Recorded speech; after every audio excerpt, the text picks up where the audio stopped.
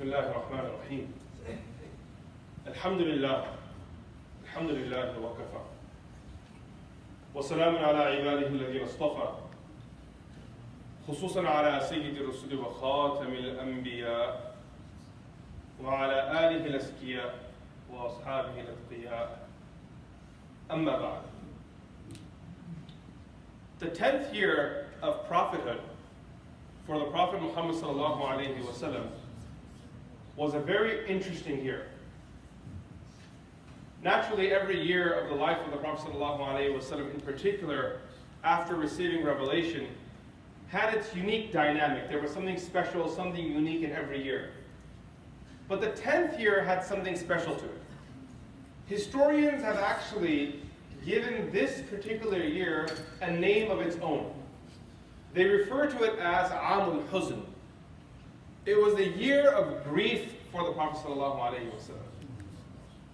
Now, the thought that there is a special year in which the Prophet ﷺ had extra calamities and difficulties that he faced is something that strikes us, because we know from his life that his difficulties were spread through his life. And if there was one year that was dedicated to being the year of grief, it must have truly been a very tough year on the Prophet Muhammad sallallahu alayhi wa sallam. But the principle of Allah subhanahu wa ta'ala and the sunnah of Allah subhanahu wa ta'ala is that whenever He tests a person in this life with any sort of calamity, Allah subhanahu wa ta'ala will truly reward that person as well. There was a brother this week who was having some problems at work. He messaged me saying that, I have a meeting with some executives at work, some higher up executives, and they're going to evaluate me, and it's possible I may lose this job. After having this job for 14, 15 years, I've been providing for my family from this avenue. They've piled up a bunch of cases against me. They're false, not true, and then whatever his case was, he said, make dua, it goes well. We were making dua for him. He had this meeting with these higher up executives that lasted for 7 to 8 hours. It was a whole day long. They were just grilling him, and he was on the other side with his lawyer, and they kept going back and forward, back and forward. At the end of it, he realized that the only way for him to move forward was through resignation. So at the end of that meeting, he resigned, and he left that job. It was a very lucrative job. It was something that he had worked so many years in his life. So I spoke to him yesterday. I didn't call him the same day because I just wanted him to kind of come to terms with what was going on in his life. But I called him the day after, which was yesterday. And on the phone, I asked him, how are you feeling? What are you experiencing right now? Tell me what you're going through. And he said, right now I feel lonely, I feel abandoned, I feel anxiety, I feel like I have to start again. And I don't have one of those jobs that I change my company every year. This is something that you stick to one place and you ride it out. And now for me, at this point in my life, to step back into the industry, yes, I have experience, but I don't feel good. I feel lonely, I feel abandoned, I feel like I have to start from scratch again. And I feel a lot of anxiety. He was saying that I can't sleep at night. I wake up in the middle of the night and I just can't put myself to sleep. I wake up in the morning and all I'm thinking is, what's my next move? What's my next step? And I realized that this feeling of his, what he was going through, was a very real feeling that many human beings feel. It's something many of us feel. That there's a turning point in your life, you move from one city to another city, one country to another country, you change jobs, and now you're wondering, what happens next? So for this brother, as a part of my 1 or 2 words of advice and words of consoling that I gave to him, one thing I said to him was that I'm going to give you 2 things. The first thing is I want you to reflect over something. This feeling that you have right now that you have to start again, I want you to reflect over hijrah of the Prophet sallallahu alaihi wasallam. I want you to think how the Prophet ﷺ messed up felt after living in Makkah Mukarramah all these years, and 13 years later as a prophet, now he has to leave. And he's being forced out. He didn't want to leave. When he was leaving, he turned back to Makkah and said, had the people not forced me out, I would have never left you. I'm being made to leave against my will. And the Prophet ﷺ arrives in Medina, and he's really down, and the companions are very down. And life didn't get easy, it was very difficult. The hijrah itself was a life-risking journey. And when they arrived in Medina Munawwara, the tasks were great. He had to find a way to bond between the tribes of Medina Munawwara. He had to find a way to create a bond between the Jews and the non-Jews of Medina Munawwara, which was a very interesting dynamic. partially accomplishable, and the other part of it, as we know from the Sirah, the Prophet's biography, the Jews refused to integrate to a degree. Like they made it very clear, which led to wars and exile and so on. Now at the same time, Rasulullah sallallahu alaihi wasallam and the Sahaba in this new point in life, they're in Medina Munawwara. Medina Munawwara was known as a land of illness. Companions became sick. You can find the narration, and Imam Bukhari narrates it regarding Bilal radiallahu anhu and Abu Bakr Siddiq radiallahu anhu. After the migration, they became very sick. Abu Bakr Siddiq radiallahu anhu started singing poetry of death actually. He actually started composing. Imam Bukhari quotes the exact lines of poetry that Abu Bakr Siddiq radiallahu anhu began to say as his illness progressed and he thought this was the end of the journey, that it's time for me to leave the world. Aisha radiallahu anha and the companions told the Prophet sallallahu alaihi wasallam that Abu Bakr Siddiq radiallahu anhu's health is very bad. He may pass away. Rasulullah sallallahu alaihi wasallam came to visit him. And when he walked into the room, Abu Bakr, who was lying flat on his bed and was sick, he jumped up to his feet. Rasulullah sallallahu alaihi wasallam said, I was told you're sick. How are you standing on your feet? He said, you were my cure. I just needed to see you, Ya Rasulullah. Now that you're here, Allah will take care of everything. And I was telling this brother that, look, it'll get hard, but you have to reflect over the hijrah and tell yourself, your Rasul went through this too. When you feel lonely, when you feel abandoned, when you feel like you have to start again because you're moving from one school to another school, one city to another city, one job to another job, always reflect and think that my Rasul went through this too. And he did not give up. He kept going and kept going because he saw a brighter future. And the second thing I told this person is that every time your heart hurts, do dhikr of Allah subhanahu wa ta'ala. Because Allah Azza wa Jal says, أَلَا بِذِكْرِ اللَّهِ تَطْمَئِنُّ الْقُلُوبُ. These difficult moments are here. You can't get rid of them until Allah wants them to leave. Do we understand that? We understand that. So I can't do anything to get rid of this moment. Allah has placed me in this moment. Allah controls this moment. This moment will remain as long as Allah wants it to remain. But what I can do, what is in my control, is dhikr of Allah subhanahu wa ta'ala. Because now I'm using this moment to gain closeness to Allah, to develop myself. Look, there is a window that every human being has in their life, and these windows present themselves again and again. And these are kind of like hyper growth moments, spiritually speaking. That you can do a lot of dhikr in your life, and then if you remember Allah in these special moments, these special windows, if you were to compare the growth, if there was a chart between the two, like your dhikr of Allah on a daily basis that you do in just a normal day, would have like a steady growth of spirituality level. Like, your spirituality would be at a steady growth. But when you do dhikr of Allah and you remember Allah in these windows of hyper growth, you have this spike in the chart. You kind of go off the chart and come back. Does that make sense to you guys?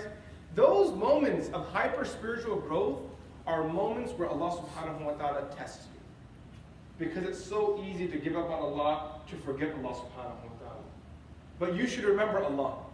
Even though you feel like you don't want to eat, you don't want to sleep, you're struggling a lot, remember Rasulullah sallallahu alayhi wa sallam said to the lady who was sitting at the grave of her son, and there is no mother in the world who could sit at her child's grave, I don't care if it's 10 years later or 10 minutes later after the child passed away, and their heart won't be shattered. She was sitting at her child's grave and she was crying. And Rasulullah sallallahu alayhi wa sallam says to her, "As-sabru 'inda sadmat al-ula." Patience is now. This is the window of patience. You're sitting at his grave, you're crying, you can't give up. Rasulullah sallallahu alayhi wa sallam had a year in his life dedicated to and being referred to as Amul Huzn, the year of grief. This was the year where his uncle passed away. And his uncle was like a fatherly figure from the age of 8 for Rasulullah sallallahu alayhi wa sallam. From the age of 8. At this point, Rasulullah sallallahu alayhi wa sallam is 50 years old. 50 years old. For the last 42 years, this man was by the side of Rasulullah sallallahu alayhi wa sallam. He helped him financially, gave him a roof, supported him through the boycott which lasted for 3 years. He got the Prophet sallallahu alayhi wa sallam married, took care of Rasulullah sallallahu alayhi wa sallam to the best of his ability, and now he passes away. That loneliness settles in. Then his wife, who was his companion for 25 years, passes away. Again, another moment of isolation and loneliness. And then the Prophet ﷺ decides to go to Taif and hope. But sometimes in life where you hit a difficulty, then you hit a second difficulty, and then you tell yourself it's only uphill from here, and you decide to do something crazy, and then when you do that crazy thing thinking that it's only uphill from here, what happens? Like you get hit again. Like Abu Talib passed away, that was one fall. Khadija radiallahu anha passed away, a second fall. And Rasulullah sallallahu alayhi wa sallam, and someone must think that, it's just got to be better from here. That's enough suffering for 1 year. That's enough difficulty for 1 year. And then he goes to Taif, and it's as if he has the most difficult moment in his life. Rasulullah sallallahu alayhi wa sallam told Aisha radiallahu anha, after migration, she asked him, what was the most difficult moment in your life? She asked him, what was the most difficult moment in your life? He responded back by saying, the day I was walking out of Taif, humiliated, covered in blood. That was the most difficult moment in my life. Because it was just fall, and a bad fall. But remember, your difficulties in life make you. They prepare you for becoming the best version of yourself. When I read the Prophet ﷺ's biography as a student, what I see is a man who had a level of empathy that no human being who ever stepped foot on this earth ever had. No human being ever had empathy like our Rasulullah ﷺ. He had amazing empathy. He could really feel pain. He could put himself in that person's skin. He could cry with that person, smile with that person, and understand what they were going through. It didn't matter who it was. And this is what made him the most amazing of human beings, because he could relate to all human beings. He could understand them. The Prophet ﷺ didn't experience calamity and walk on from his difficulty and forget about it, because this is what most of us do. We have moments of difficulty in our life and we walk on, we walk away from it. We forget about the past. We don't connect with it anymore. We only connect with it through words, but those feelings, those emotions, they're long gone. Go to someone who's 60, 70 years old and ask them to describe the challenges involved with going to college. There are ideas there, but that exact pain and difficulty of what it meant to find someone to sponsor you, to find someone to write a recommendation letter for you, to find someone to help you with lunch and your rent, and find someone to study with you and teach you and guide you, to find someone to be patient with you, to think of the idea that where am I going to get a job and the anxiety associated with that, and being a college student and thinking that will I ever get married because of the lack of confidence we carry, unfortunately, in ourselves today. What's going to happen to my future? Will I be able to be a good father? Will I be a Muslim tomorrow? How do I help the Muslim world? How do I help the world around me? How do I help my community? These are all thoughts that are rolling in your mind. You're thinking to yourself, will I be a game junkie until someone carries me to my grave? Or will there be a moment of awakening for me? Will I be able to break these habits that I have? I can't control my carnal passion. What's going to happen tomorrow? And the people who have already gone through this, because every human being goes through these moments. If anyone tells me that they haven't faced these difficulties, I don't know which world you're from. We all go through these moments. Go and talk to someone who's married and ask them how they felt 3 years before they got married. They weren't sure if they could pull it off. But today, now that we've gotten married and we've established our families and we have our jobs and we've gone through our education and have multiple degrees painted all over our walls, the question is, do we feel empathy for those that are behind us and coming up that ladder, or have we forgotten them? Find me Muslims who are concerned about getting the youth in our communities married. Find me Muslims like that. They only care about marriage and what's going to happen to the youth of our community when their child reaches the age of marriage. And then they start asking, oh, where can I find someone? Where can I find someone? How do I find someone? Oh, the Muslim community has a problem because our youth don't have avenues of getting married. Well, that was a problem that existed before your child turned 21 years old. This was a problem of the community. And no one decided to come forward because we don't have that empathy, that humanity that Rasulullah ﷺ carried. Every experience of his made him a more better human being. It made him feel the pain of other people. When the companions would return back from a battle, a practice they had in Medina Munawwara was that mothers would send their children to go and greet the fathers outside of Medina. And meanwhile, the mothers would prepare the home. The child would come back home riding on the horse with his father, and they would then, spend their time together, enjoy their company. So Rasulullah ﷺ, when he would arrive with the companions, he would not go home until he had seen whether all of the children had met their fathers. And if there were children who did not have their fathers to ride back with, if the fathers had fallen in war, or if they had become martyrs, he would instruct the companions to take them back home. He would carry those children and take them back home. Who cares about kids in our community? Who cares for them? Nobody cares. You go and ask a father, do you really care for what a child's going through? We think to ourselves that children can't have depression. Children can't have anxiety. What exactly are they going through in life that makes them anxious? Why would they have depression in their life? They're only kids. They don't know what I'm going through. And this is the idea of not having humanity. Just because someone isn't going through what you're going through doesn't mean their life isn't hard on them.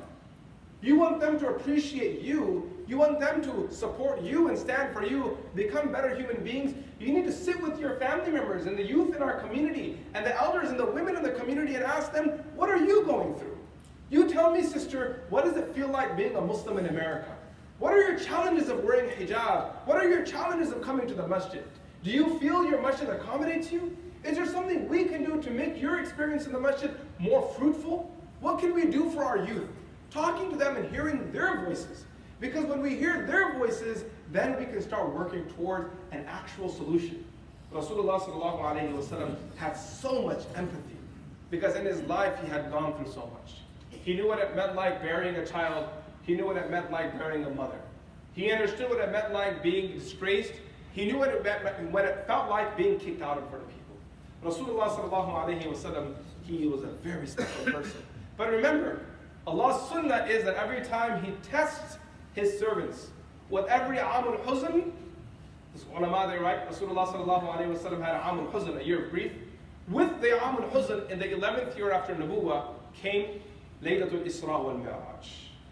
Allah subhanahu wa ta'ala granted Rasulullah sallallahu alayhi wa sallam a gift. And it was a very special gift. It was a gift that really cheered Rasulullah sallallahu alayhi wa sallam up. He was so lonely and he was struggling so much at this point in his life. He was a single father. At this point, Rasulullah sallallahu alayhi wa sallam, he had children, Zainab radiallahu anha, he had Fatima radiallahu anha, he had Ruqayya radiallahu anha, Kulthum radiallahu anha. These were all daughters of the Prophet that were alive. Khadija radiallahu anha had passed away. He had so many kids. So in order to take assistance in raising these kids, he would spend a lot of time with his cousins. One night, he was at the house of one of his cousins, Hani radiallahu anha, and he was with his other uncles and relatives. They had all gathered together. They were sitting together talking, kind of settled, night settled in, and they were lying down, and while lying down, Rasulullah sallallahu alayhi wa sallam was in between two of his relatives, and he fell asleep. And while he was sleeping in the house of Hani radiallahu anha, he was just falling asleep, kind of like in this slumber phase. كُنْتُ بَيْنَ النَّائِمَ وَالْيَقْظَانِ. As the riwayah tells us, he was just falling asleep. And as he was falling asleep, Jibreel alayhi salam came in front of the Prophet and kind of nudged the Prophet. The Prophet looked at his companion, his buddy, his friend, his teacher, Jibreel. What are you doing here? And Jibreel alayhi salam, it's as if he's telling the Prophet, tonight's the night Allah's going to cheer you up. You've been crying for too long. Now it's time for you to be happy. Rasulullah sallallahu alayhi wa sallam holds the hand of his friend and they arrive in the Kaaba. Jibreel alayhi salam lies Rasulullah sallallahu alayhi wa sallam down. And this is the most authentic narration of the splitting open of the chest of Rasulullah because you can find it in all collections of hadith. Even though the story of Halima Sa'diyah is more mashhur, this is much more sahih. That he made Rasulullah sallallahu alayhi wa sallam lie down and they split open the chest of Rasulullah sallallahu alayhi wa sallam. They washed the chest of Rasulullah sallallahu alayhi wa sallam, his heart, and placed wisdom in the heart of Rasulullah sallallahu alayhi wa sallam.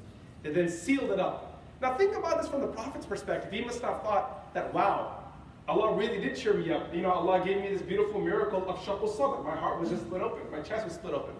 But Rasulullah sallallahu alayhi wa sallam is being told by Jibreel that this is just the beginning of the journey. We have a long way to go. The buraq comes in front of Rasulullah sallallahu alayhi wa sallam. This man who was so lonely, who was struggling, who was isolated, who was broken, he rides this buraq, and with the speed of lightning, within moments, they're standing in front of Masjid al-Aqsa. And if you go to Quds, even though I haven't been, but I have many friends who've gone to Quds, and people who've lived in Quds, they've told me that until today you can go to the exact place where Rasulullah sallallahu alayhi wa sallam tied his buraq. Allahu Akbar, la ilaha illallah. May Allah allow us all to see that too. The exact place. Do you understand that? The exact place they say you can go, and this is exactly where Rasulullah sallallahu alayhi wa sallam tied his buraq. La ilaha illallah. He then came inside the masjid, and the masjid was full of prophets. 120,000 more or less were gathered together. And every one of them is so excited to see the MVP walk in. Rasulullah sallallahu alayhi wa sallam is in the house. the most beloved to Allah, the greatest of all humans, the leader of all prophets. And one by one, with respect, humbleness, smiles on their face, they're saying, Marhaban bi nabiyyin salih wa akhin salih. Marhaban, marhaban. Glad tidings, welcome. A man that was so lonely, now he's being welcomed by his whole fraternity. It's as if everyone's there to tell him that we all got your back. We're all making dua for you. We've all been making dua for you. You were the leader of all of us, and you're just you haven't even reached your potential yet. You have a great road ahead of you. Rasulullah sallallahu alayhi wa sallam greets them. They line up for salah, and now it comes time to choose the imam. Who will lead these prophets? Adam alayhi salam is Abu al-Anbiya. You have Adam alayhi salam is Abu al-Bashar, the father of mankind. You have Ibrahim alayhi salam, who is referred to as Abu al-Anbiya, the father of the prophets of Allah. Musa alayhi salam is a man of honor. Isa alayhi salam is a man of honor. And as they line up, Jibreel alayhi salam very softly pushed forward Rasulullah sallallahu alayhi wa sallam, reminding him of his maqam, that this is who you actually are. Don't get tired, don't get exhausted, don't feel your Allah has abandoned you. Your maqam isn't in this line, your maqam is ahead of this line. And he pushes Rasulullah sallallahu alayhi wa sallam forward. If I was only standing that day just looking at Rasulullah, wallah, tears would come out of our eyes.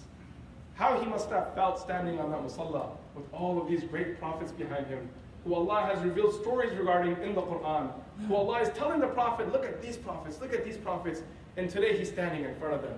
And he's saying Allahu Akbar, and following him, they are saying Allahu Akbar. They bow down at his call, they stand up at his call. After this journey is over, after Rasulullah sallallahu alaihi wasallam leads them in salah, Allah subhanahu wa ta'ala, it's as if the Prophet sallallahu alaihi wasallam must have been saying to Jibreel, I'm happy. Like what Allah came through today, it was a great evening.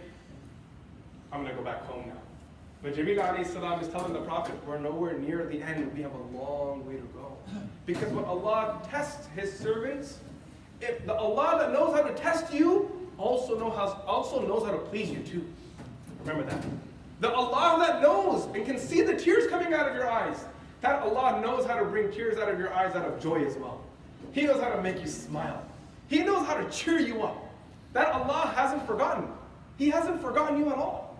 And here Rasulullah sallallahu alayhi wa sallam, this part of the journey, the Buraq is not with them. They climb this ladder or staircase, escalator sort of creation, which is referred to in the books of Hadith as the Raf staircase.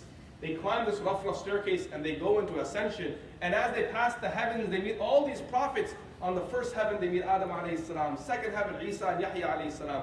Third heaven, Yusuf alayhi salam. Fourth heaven, Idris alayhi salam. Fifth heaven, Harun alayhi salam. Sixth heaven, Musa alayhi salam. And on the seventh heaven, leaning against Bayt al-Ma'mur, they see Sayyidina Ibrahim alayhi salam. And after meeting all, and by the way, each one of these prophets, there's a reason why the Prophet met them. But unfortunately, the duration of the khutbah doesn't allow us to go into detail, because for every one of them, there was a lesson. Every single one of them. There was a lesson that Allah subhanahu wa ta'ala is giving Rasulullah sallallahu alayhi wa sallam.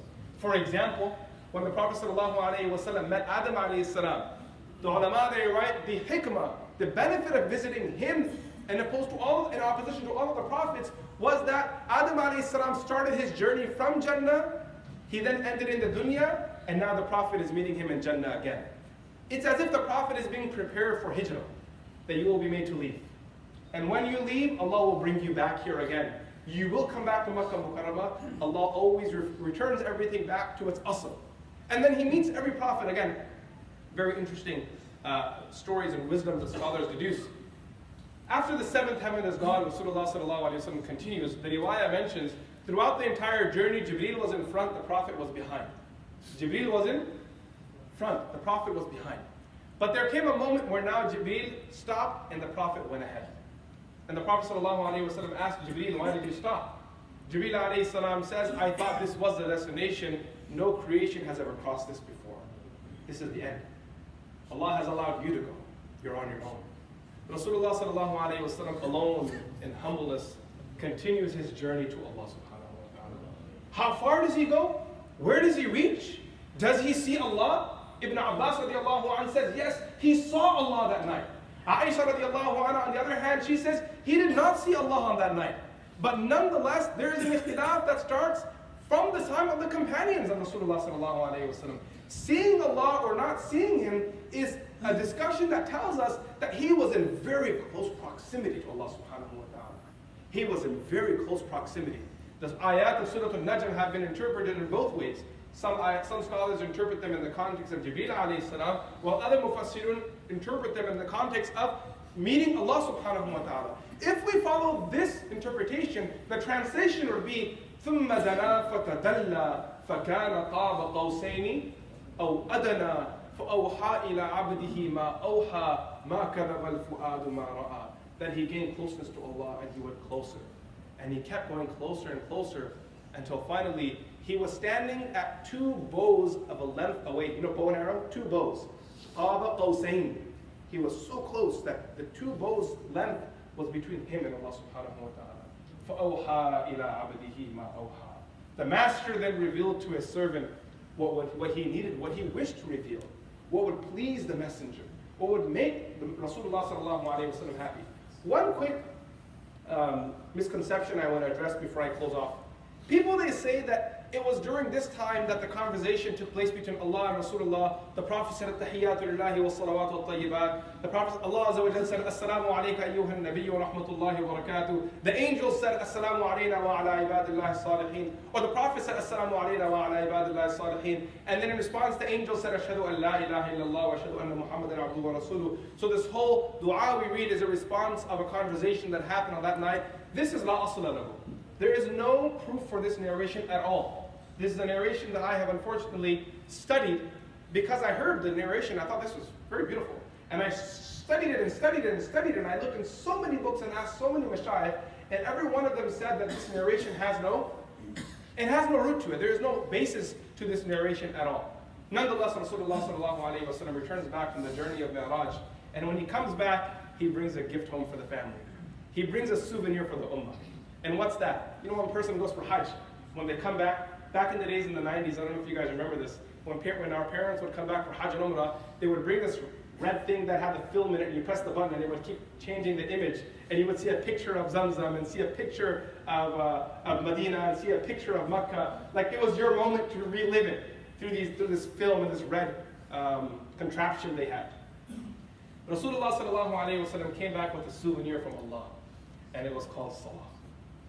That tomorrow when you're struggling and you feel lonely, I have a mini version of what I went through. It's called Salah. Connect yourself with Allah. Don't feel lonely. Allah will help you. You will get through your difficulty.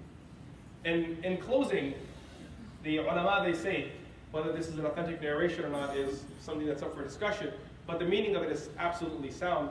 As-salatu mi'raj al-mu'min. That for the believer, their ascension isn't sajda. It's in prayer. The journey of Isra Mi'raj occurred, according to many of the historians, in the month of Rajab, and that's why I choose today's khutbah to cover it, even though there are other opinions. And some historians be a weak position, but they do hold the position that it occurred on the 27th of Rajab, and today is the 29th of Rajab. So we use this day, this month, to reflect over this great, momentous night in the life of Rasulullah sallallahu alaihi wasallam. May Allah Azza wa Jalla give us tawfiq to derive lessons and benefits. Wa sallallahu ta'ala ala sayyidina.